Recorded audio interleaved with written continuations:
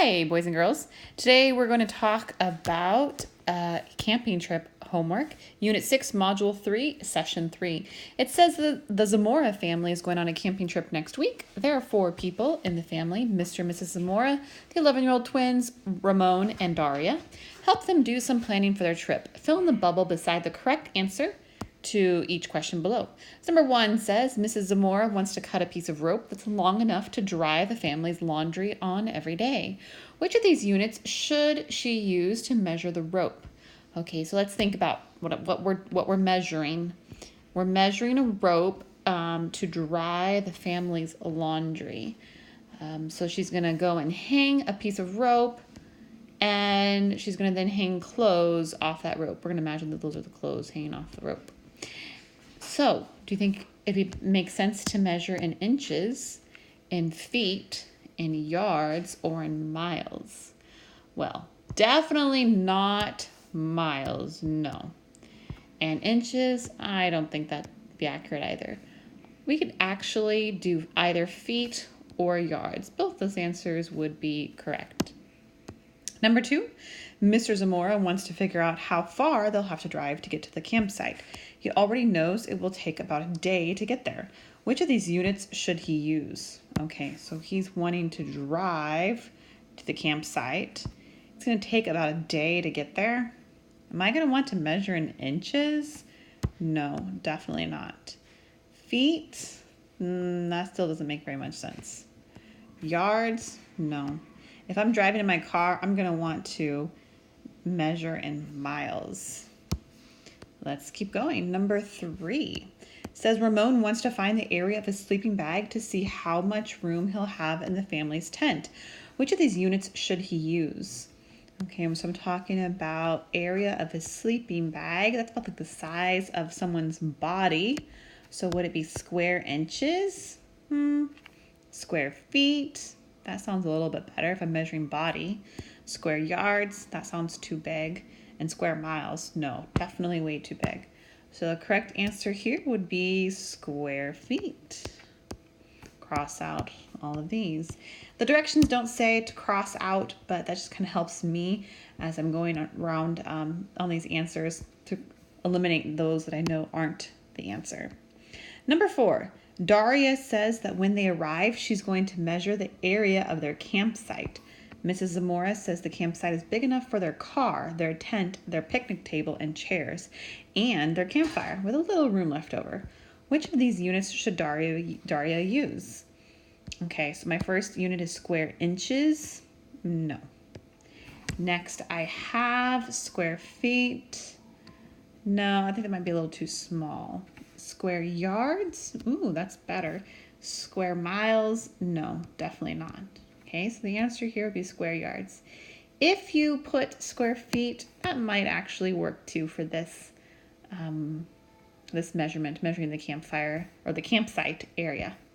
Question number 5. Mr. Zamora wants to find the volume of the car's truck, so he'll know how much luggage will fit.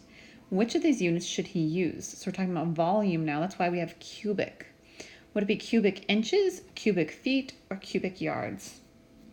The car's trunk. So think about the trunk of your car. Which of these measurements would you use?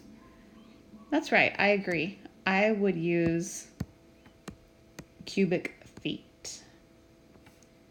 Number 6. Daria is going to collect pebbles at the lake. She wants to measure the volume of a metal lunchbox to keep them in. Which of these units should she use? So a metal lunchbox, that's pretty small. So am I going to use cubic feet? No.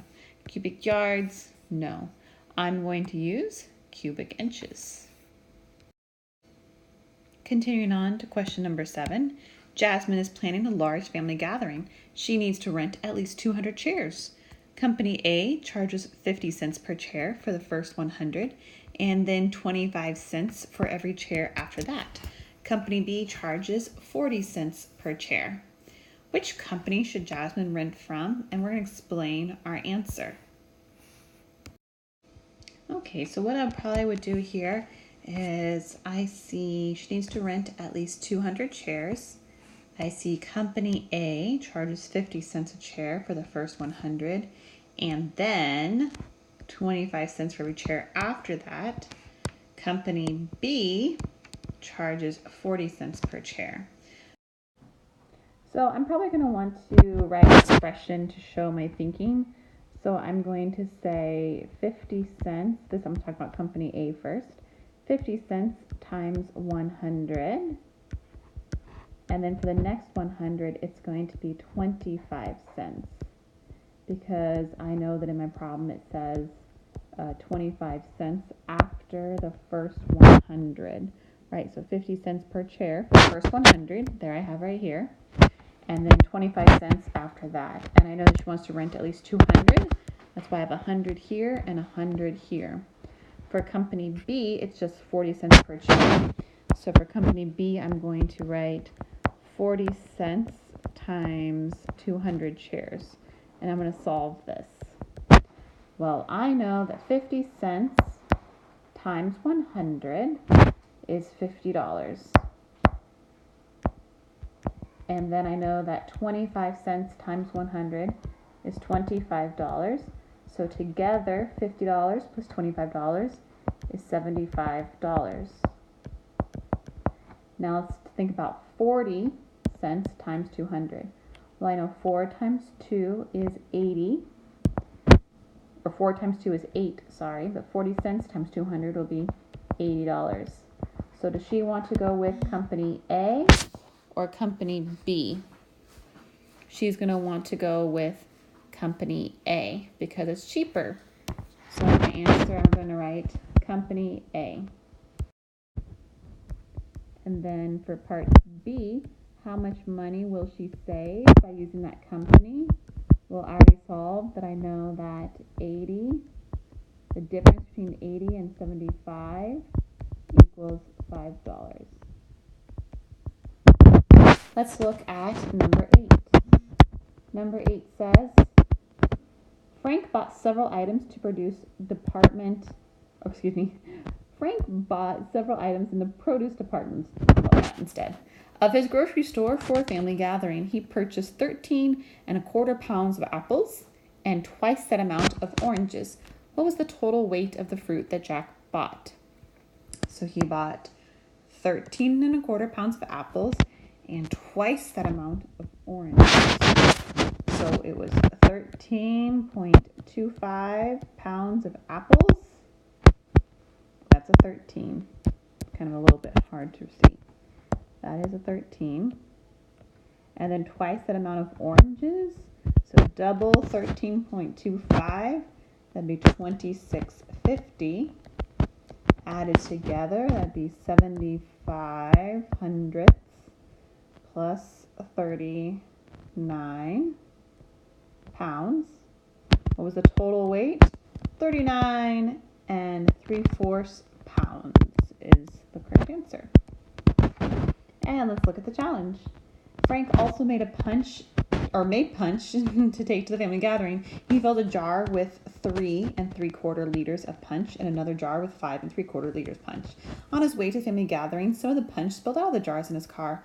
Only 1½ liters were left in the first jar, and 3¼ liters were left in the second jar. How much of the punch was spilled? So it sounds like here I'm going to need to find the difference. So we can actually do this one of two ways. We can go ahead and find the difference between 3¾ and 1½, and the difference between 5¾ and 3¼ So let's try that first. 3¾ minus 1½ because that is how much started, is how much punch was started in the jar, and that's how much was left. So how much was spilled? Well, I know 3/4 minus 1/2 is 1/4, and 3 minus 1 is 2. So 2 1/4 was spilled out of that jar. Let's look at the next one. It's 5 3/4 and 3 1/4. So 5 3/4 minus 3 1/4. And so the difference between 3/4 and 1/4 is 2/4. And the difference between 5 and 3 is 2. So I have 2 1/4 was spilled from one jar, and 2 2/4 was spilled from another jar. So what's that total combined? That'd be 4 and 3/4 was spilled in combination. How you could also solve this is you can add these two amounts together, then add these two amounts together, and then find the difference between those two sums. But the correct answer would be 4 and 3/4 liters were spilled. And that's all for this homework assignment.